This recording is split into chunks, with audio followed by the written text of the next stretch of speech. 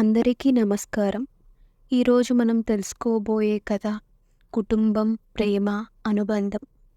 విజయవాడలోని ఒక చిన్న పల్లెటూరులో రామకృష్ణ మరియు అనిత అనే ఇద్దరు మధ్యతరగతి కుటుంబాల నుంచి వచ్చిన వ్యక్తులు నివసించేవారు. రామకృష్ణ ఒక చిన్న వ్యాపారవేత్త కాగా, అనిత ఒక గృహిణి. వారి ఇద్దరి మధ్య మంచి ప్రేమ మరియు స్నేహం ఉంది. వారి ఇద్దరు పిల్లలు, ఒకరు సుశాంత్, మరొకరు అనన్య.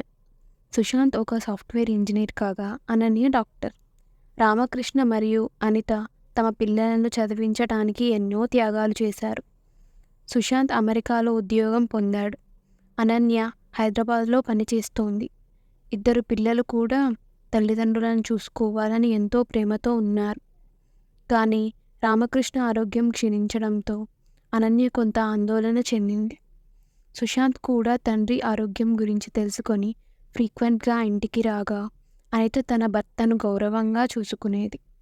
ఒకరోజు రామకృష్ణ తన పిల్లలతో కలిసి కూర్చొని ఇలా చెప్పాడు: మన బంధాలు ఎంత మందునైనా ప్రేమ మరియు సత్యం మాత్రమే వాటిని నిలబెడతాయి.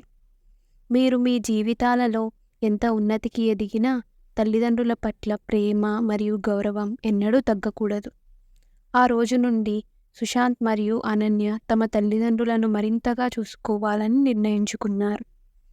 సుశాంత్ విదేశాల్లో ఉన్న తన తల్లిదండ్రుల ఆరోగ్యం గురించి ప్రతిరోజు జాగ్రత్త పడుతుండేవాడు. అనన్య కూడా తన పని మధ్యలో సమయం కేటాయించి తల్లిదండ్రులతో మాట్లాడేది.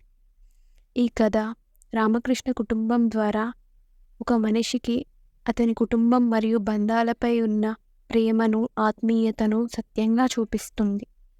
కుటుంబ సంబంధాలు మరియు అనుబంధం మానవ జీవితంలో ఎంత ముఖ్యమైనవో మనం ఇక్కడ నేర్చుకోవచ్చు.